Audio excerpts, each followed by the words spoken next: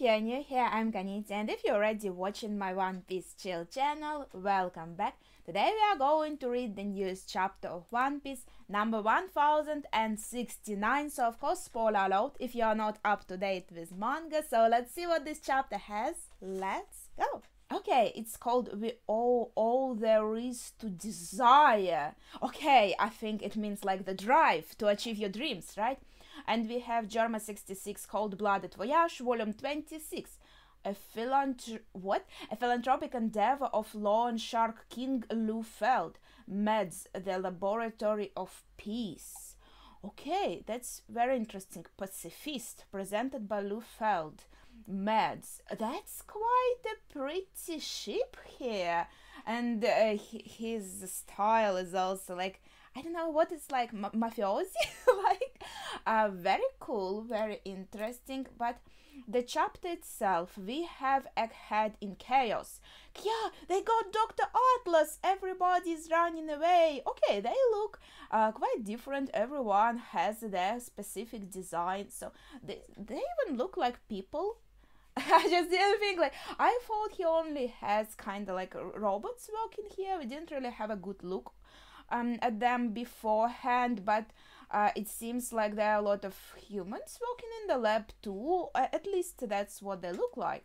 Intruders, why is Cypher Paul doing this? It's Rob Lucci. Chopper is scared. They're really after Vegapunk. Jinbei is shocked.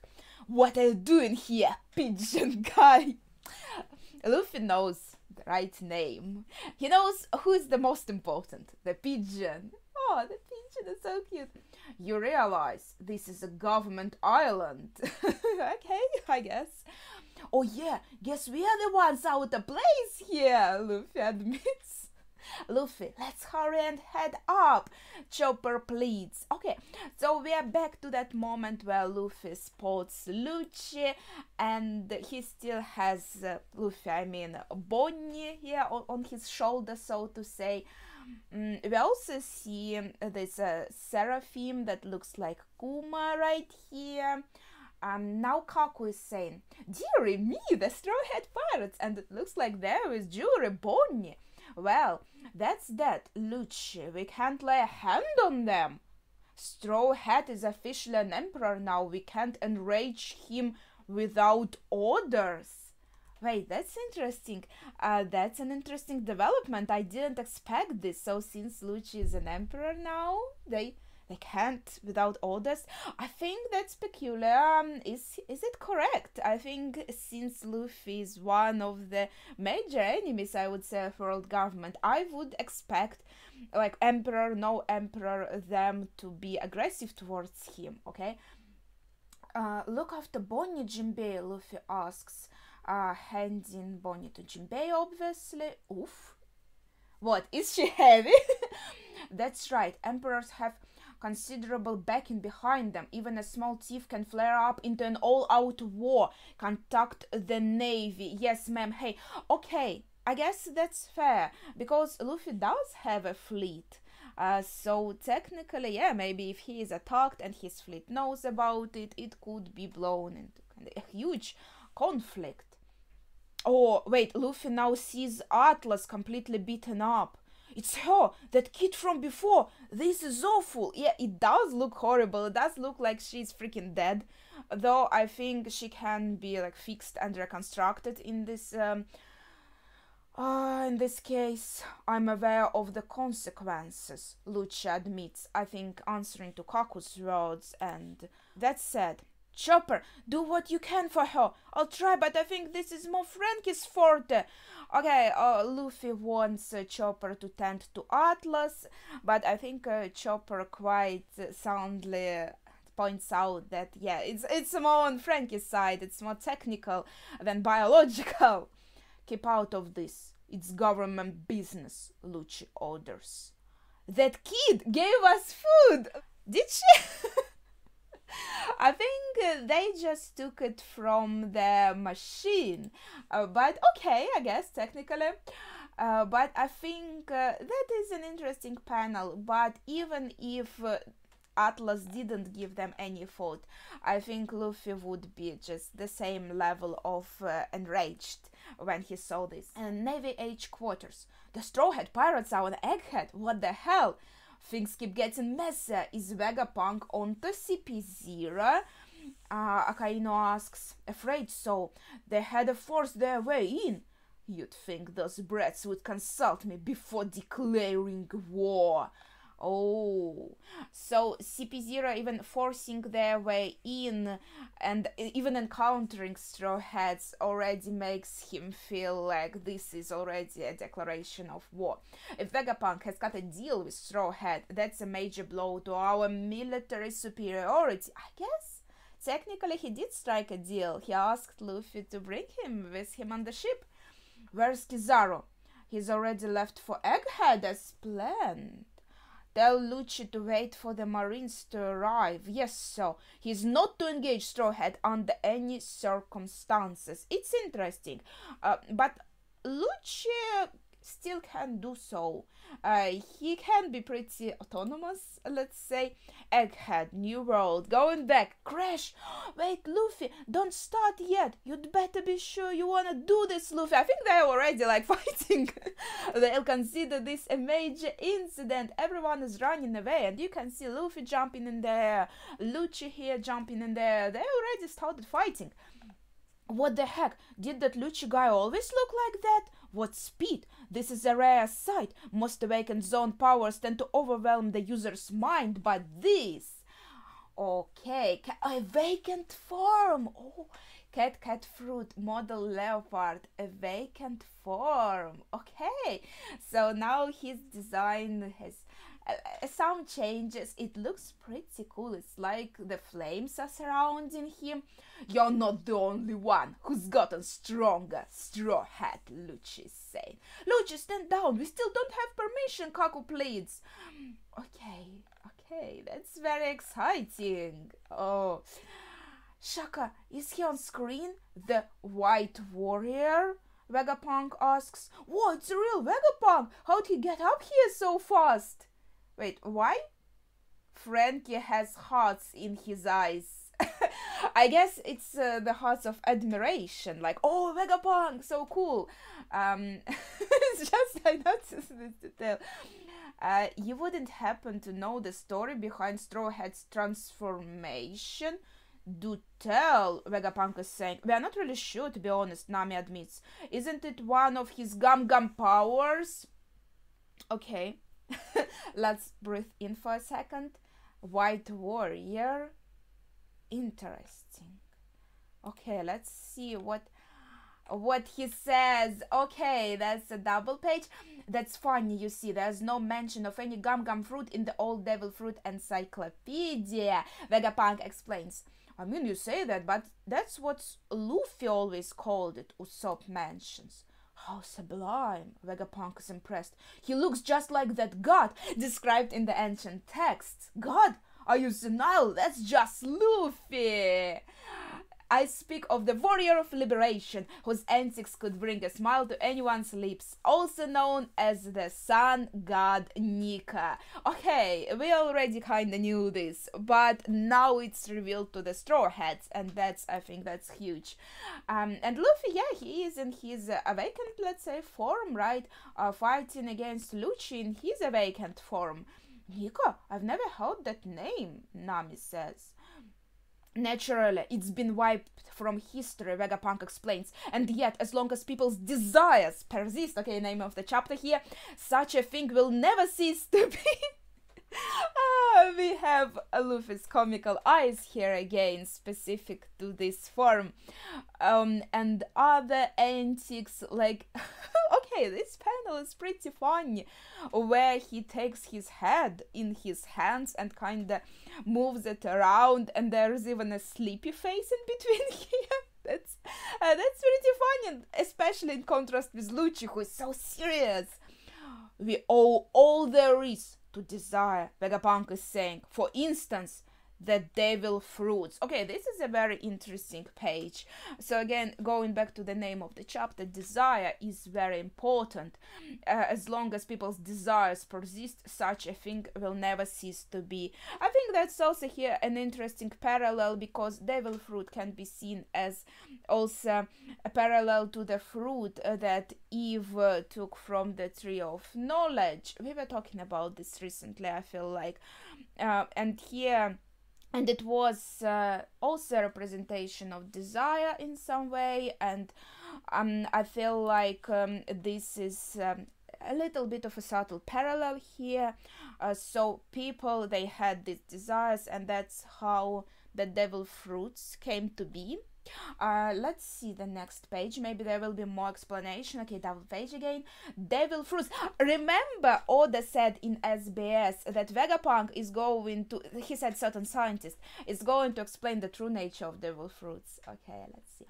Devil fruits, as we call them, appear to manifest a desired next step in the potential evolution of life.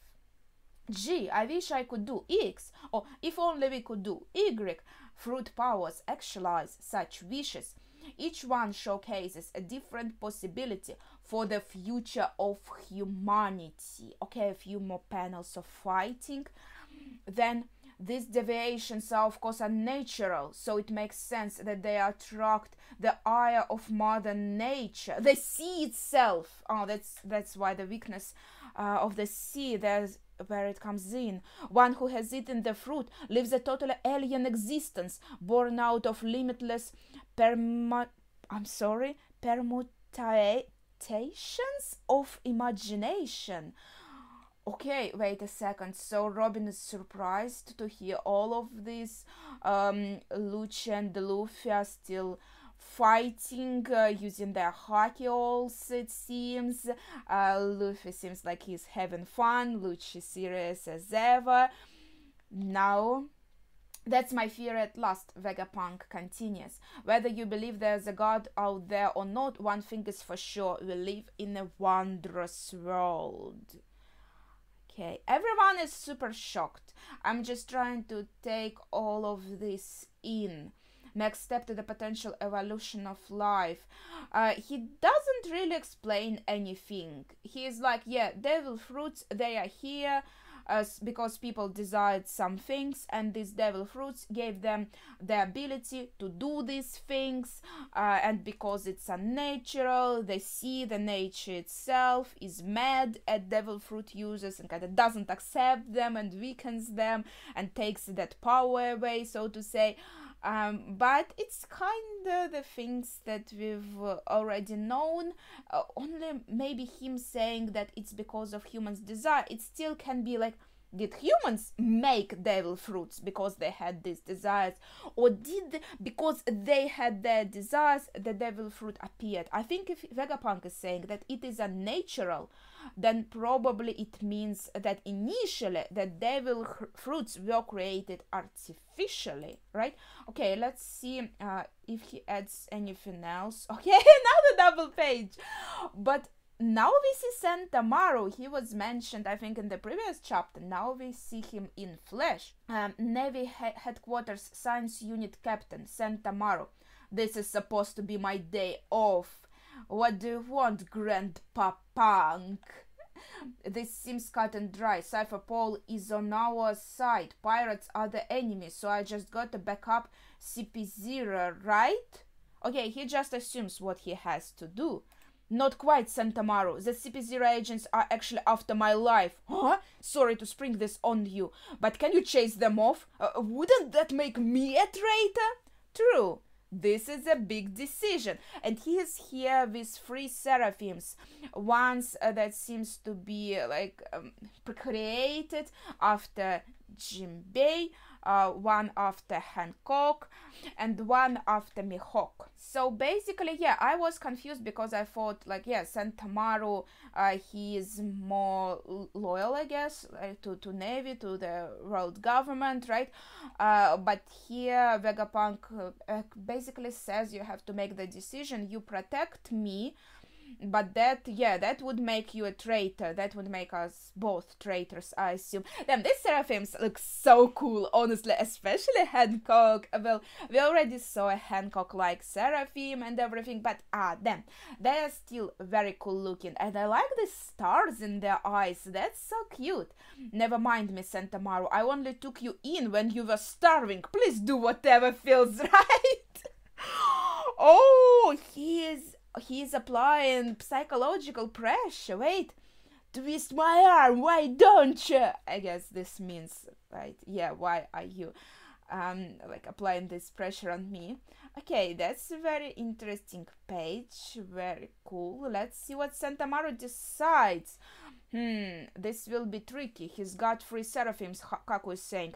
As bear, take one out. It's no use, Kaku. We are at a handicap here. As bear, get rid of those suits. Wait, now Sentamaru gives orders to as bear, to our like big Kuma-like seraphim.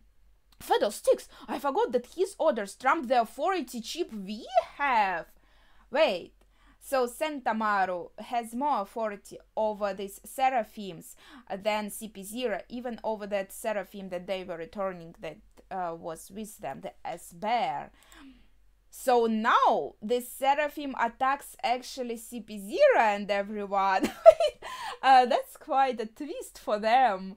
Okay, this looks pretty cool. He looks even huger, even more huge here. Yeah, the command hierarchy for the pacifista isn't in our favor. Besides, they can't take orders via transponder snail, so it's not like the 5 elders can help. So probably 5 elders have even more authority, but since they are not here, they can't give these orders, and through the snail, it won't work. Pacifista command hierarchy. So on top we have, yeah, the 5 elders. Then we have Dr. Vegapunk himself, Stella plus satellites, so any of his bodies. Sentamaru after him, and then anyone with an authority chip. So basically CP0 is on the bottom here. Well, I guess this makes sense. If Vegapunk is the one who kind of was working on them, was creating them, of course he would have a lot of authority. But still, 5 elders override his authority. It's just their problem is they are never in the action. They are not here.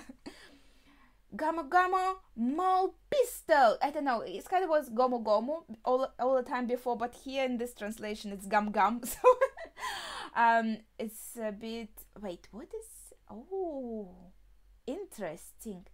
I think it had some effect on Lucio, but Lucio looks super tough. Okay, just the fight continues, nothing to report yet.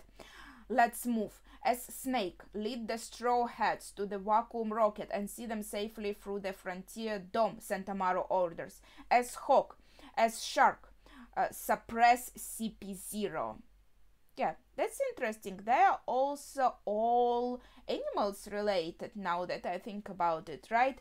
The Kuma one is bear, Hancock snake, Mihawk hawk, and Jinbei here shark.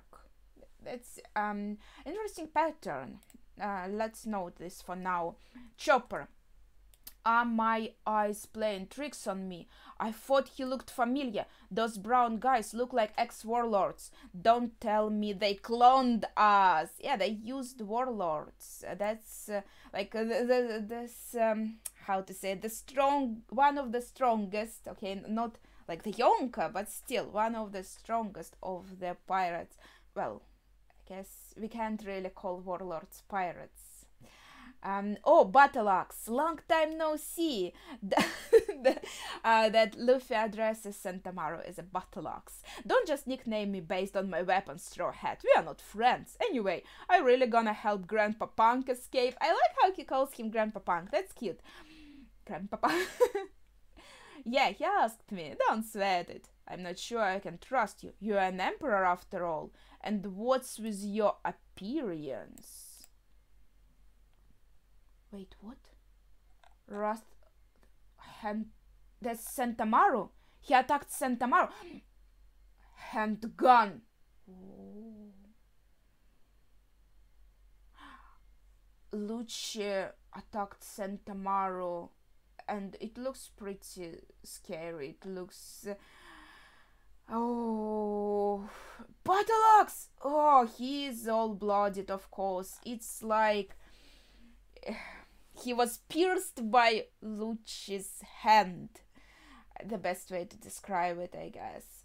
All we had to do is cut the head of the snake. Now, Seraphim, obey us. Lucci is saying, okay, I guess it was also kind of tactical, because Sentomaru is the one who has more authority, so him giving orders is the problem for CP0, but now that he would be out of commission, we can see that he is still conscious, but he will probably survive, I think so, but since he's right now out of commission, now CP0 can give orders without them being kind of overridden by Sentomaru, but as we saw from the chart, Vegapunk still has higher authority.